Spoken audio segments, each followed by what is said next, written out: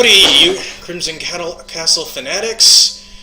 We are here, and it's Chris. I don't have a Twitter handle yet. I'll fix you up on that if you guys really like me. At the moment, we have Chaos Dragons versus the Hunders family, and it looks like he is burying that red eyes.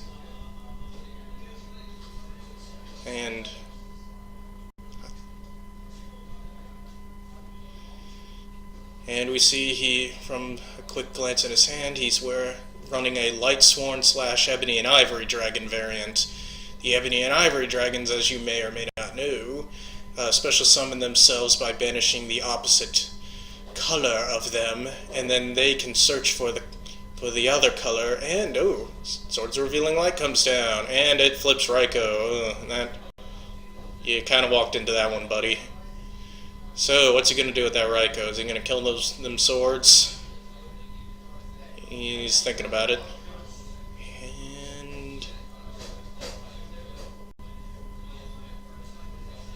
And I guess he let it go through. Okay, then. Sis Hunter comes down. She banishes a Hunter. And gets to Hunter.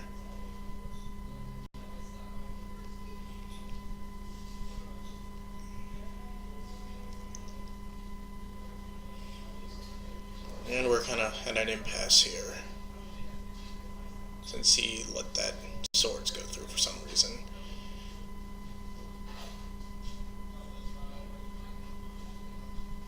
And Aaron comes down. Not gonna do much for him though. Yeah, he's just kind of stuck.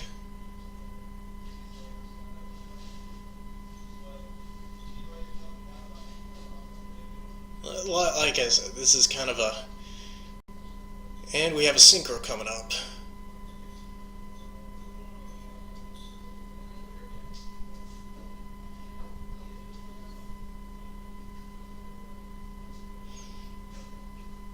Making different plays, except not really. Okay. He's going into Thought Ruler, which is a decent enough play. I mean... Chaos Dragons have some targeting effects, I guess, maybe for the occasional Scribe Dragon and stuff, and unlike Stardust, it can actually hold on to its boost, and it can...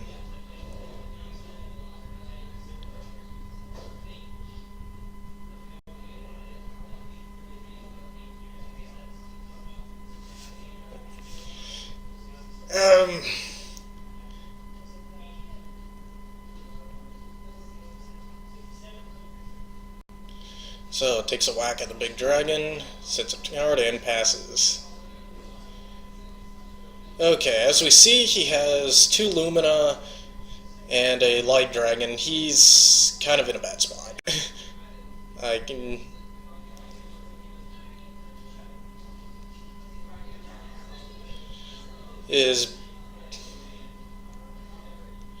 But he's gonna try to go for some sort of Xyz play, I see.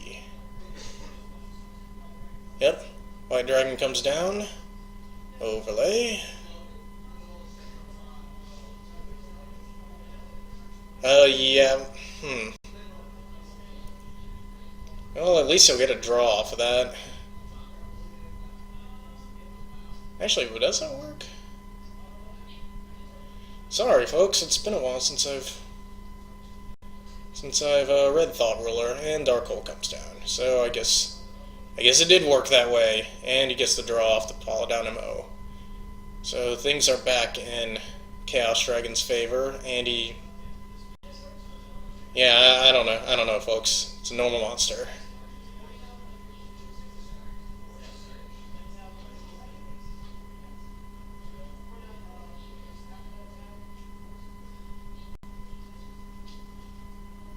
Okay, he attacked directly, so Gore's Emissary of Darkness comes down, and a token, and things are starting to look up for our Chaos Dragon buddy. PLS. When in doubt.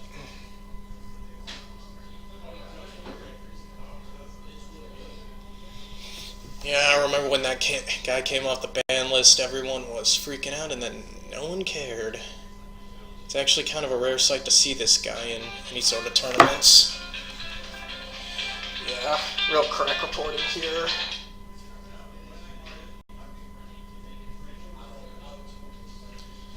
Sorry, folks. Let's see. Turn the token to defense and set a defense, which is going to get run straight through. And another vanilla. I guess this is some sort of vanilla Hunter family variant. At this point, BLS is going to just ram straight through those. At this point, our Chaos Dragon friend's just digging for answers.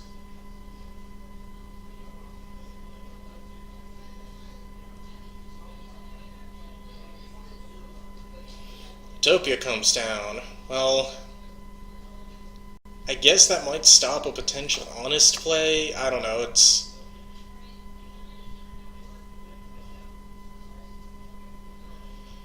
Okay, draw comes down, and direct attack swing. I don't have any audio, folks, so I don't know if he's... He should make the direct attack swing, there's really no reason not to.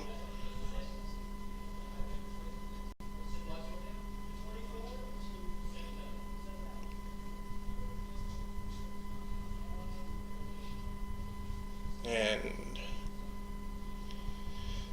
Dark Hole comes down. Well, that's Dark Holes. Both Dark Holes spent, and momentum quickly went back into the Chaos Dragon's favor. Luna comes down.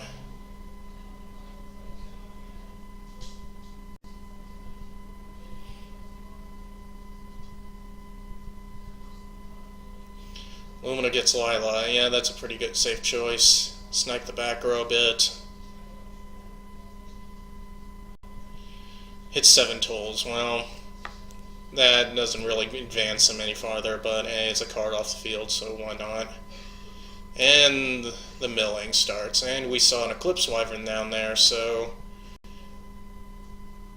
he has to banish unless he just doesn't have a target. He has to...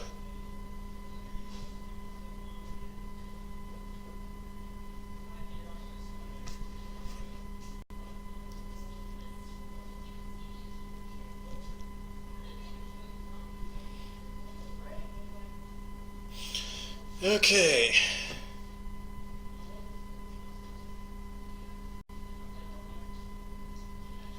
Hunter comes down, and she doesn't have anyone accompanying her. This is not good for the Hunter family.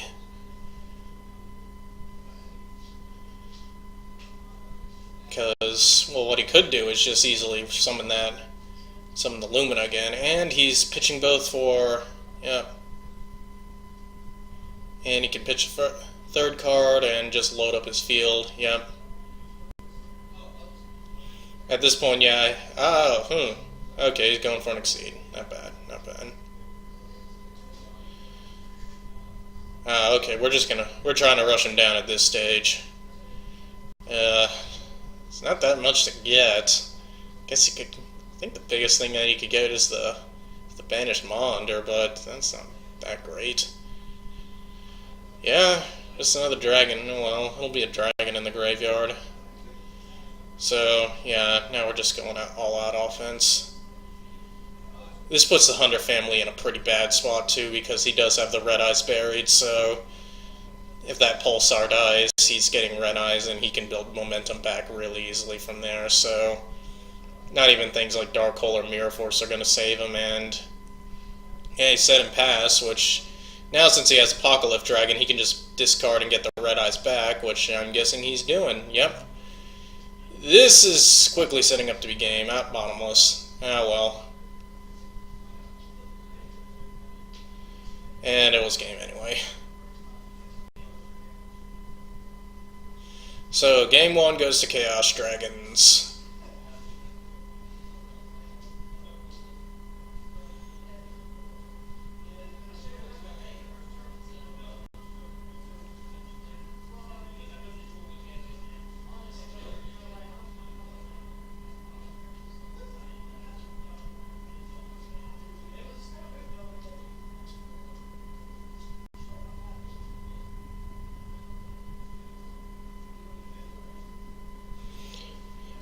Well, if you missed this first epic duel, you will be pleased to know that you can rewatch these duels as many times as you want on YouTube at youtube.com/Crimson Castle Games. It'll be up after our live broadcast, I am sure.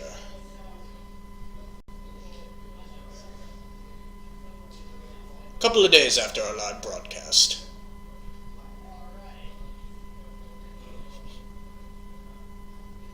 Okay, the Hunders come down, Rabbit comes down. Ah, there we go. That explains our normal buddies, folks. And very strong opening of very classic strong opening.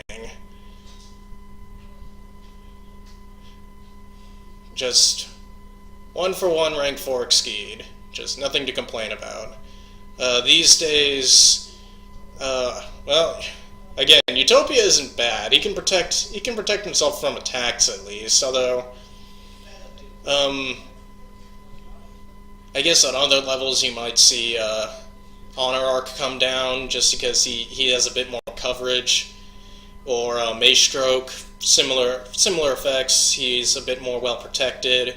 Although Utopia certainly he also has enough attack to be an actual board threat though. To our Chaos Dragon guy, he's going to have to answer it, since nothing he can summon directly goes over it, and the Lure of Darkness is coming down.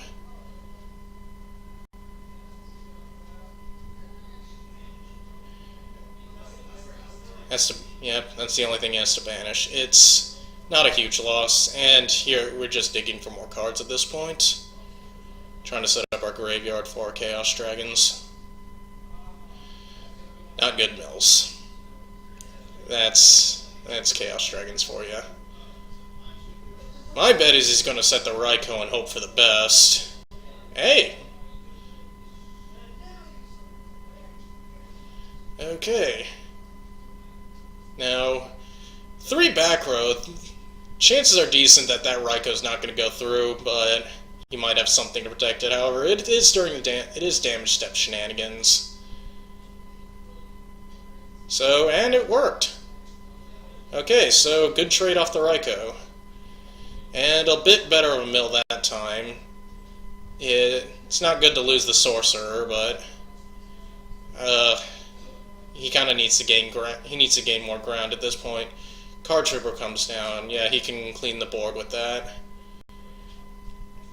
And that was a much better mill. He has a Light Pulsar set up now, so he can start pitching from his hand to special summon.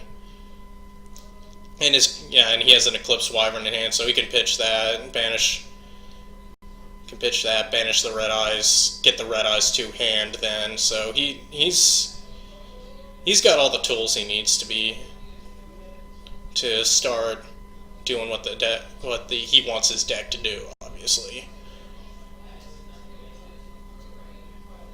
Could also go for Illumina and then Mirror Force. Ugh, sucks to have to do that. Guess he's probably trying to protect that monster for any sort of Synchro rank 4 play, and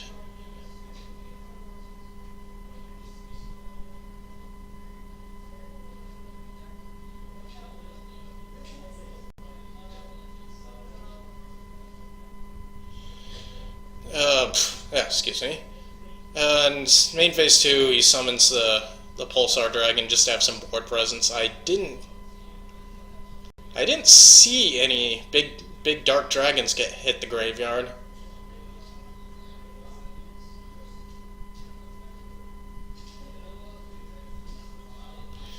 So, still, considering that this guy has invested 2 cards out of his hand to build this Utopia, it won't be a bad trade to just trade the Pulsar in, but yeah, there's no big dragons, so Pulsar's not going to be going off.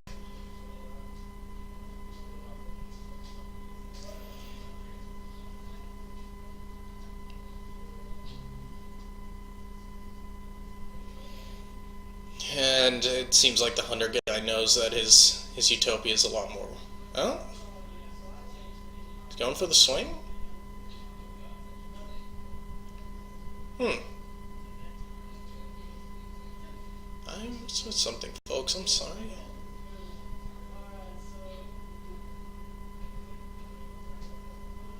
Lumina comes down.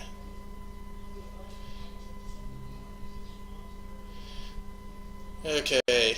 Yeah, here we go. He pitched the Wyvern. Wyvern's gonna banish. He summons the Aaron in attack mode. Yeah, Wyvern's banishing the Red Eyes.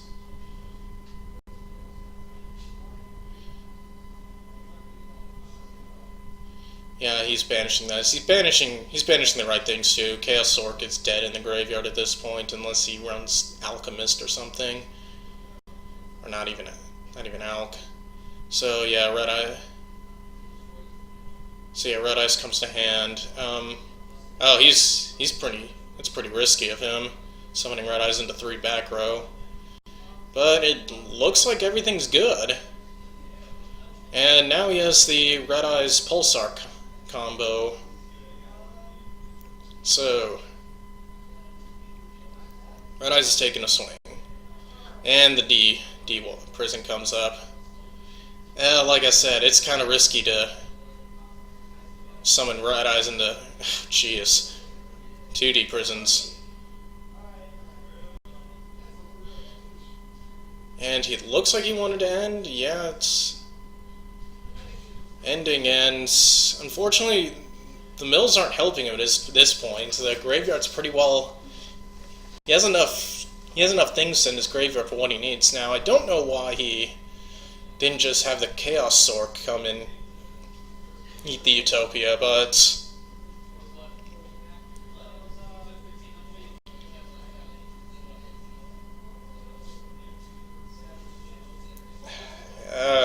let's say he's going to have to do that now.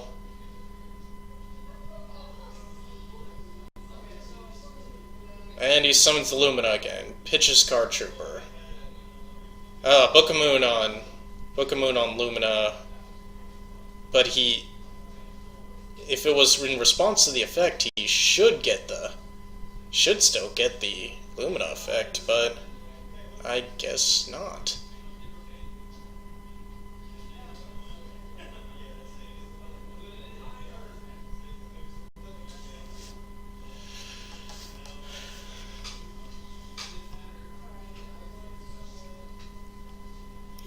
Okay. Yeah, now he's kind of had enough bleeding advantage and bottomless. Hunders guys just has all the answers.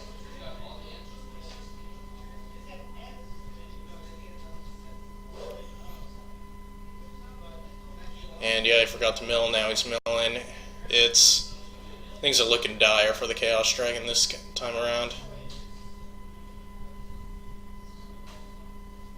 He's rapidly running out of options. And he needs to mill for that. Raiko?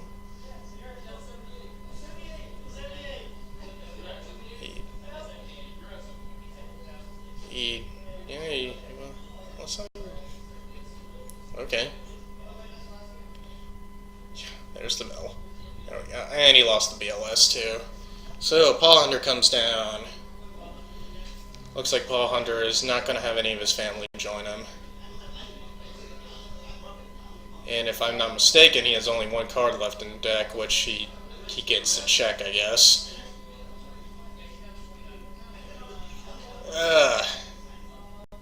So he has 2 turns to do 7,800. Not happening. Now, what I'd do at this point is discard for the Apocalypse, get any Chaos Dragon back, and summon it. And you're just try to bum rush your opponent. And I don't think.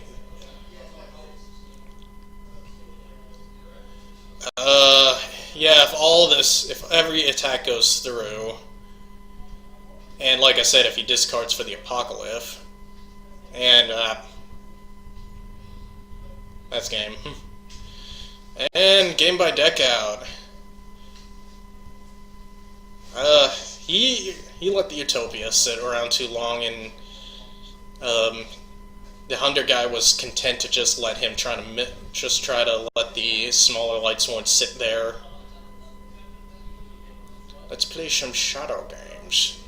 I'd like to play some shadow games.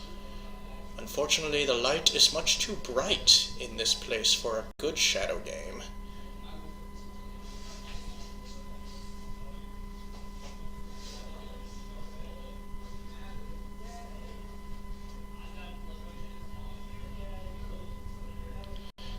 And unfortunately, in the Yu-Gi-Oh! Show, I don't think we've had a good shadow game in the Yu-Gi-Oh! Show in a long time. No, I don't believe we have. Not since like mid-5Ds, I don't think we've had a good shadow game. And he's... okay, Chaos Dragon's had option turn 1, he took it obviously, and he's burying his Pulsar. Decent thing to bury. Not a good charge, but whatever. He's getting the card he wants out of it. Still, you don't like to mill those spells. And Allure comes down, and he can, yeah, just banish the little dragon. So he's probably gonna get his graveyard set up at this point. It's not good that all those spells hit. Okay, Swords comes down. Swords flips up the Raikou. Now he can have the Raikou eat the Swords, but I guess he doesn't want it to. And Lumina, or not Lumina, Lila. Well, lucky for you, I know what all the cards are. I know all of the cards. Lila here. She's a light sworn. She can turn herself to defense to shoot something in the back row. And then she has to stay that way for a while. And it looks like he's discarding to summon his Pulsar. The other guy's just a vanilla 18. And, Magic Cylinder. You Yugi fans will recognize that. Underestimated card. You can, especially since you can have 3 of them in the deck, you can quickly... I mean, it's not gaining you any sort of advantage. Your opponent's not losing any monsters or anything off of it. In fact, you're losing a back row, but it doesn't matter if you end up just having them swing up themselves for all their life points before you really start feeling the card disadvantage. So, now at this, yeah, no, running 3 is not a bad. Okay, and it looks like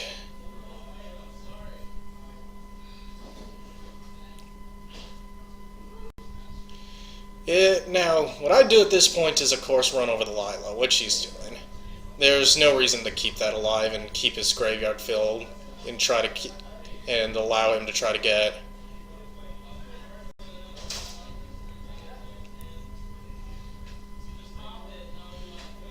how to get it. And deep prison things. Those deep prisons are hurting.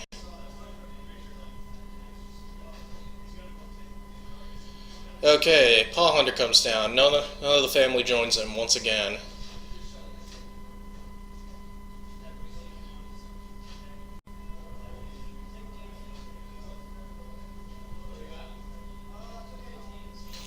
And he decided not to exceed in favor of just going for damage. But Gores comes down to mitigate a good chunk of that damage. Gores, for the viewers at home, he gets to jump out of the hand and Dark Hole. Well, what Gores gets to do is he gets to jump out of the hand and he summons a partner token whose attack and defense are equal to the damage you took. It's a great way to build advantage up, especially if you don't have anything on the field, which you don't, in order to summon Gores in the first place.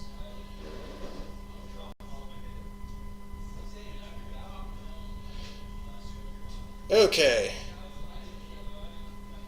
And he's banishing, summoning the Ivory Dragon, or at least that's what I know. The Ebony and Ivory Dragons, as I mentioned earlier, they get to search for their twin counterpart whenever they're destroyed, and in order to summon them, you have to banish their opposite number.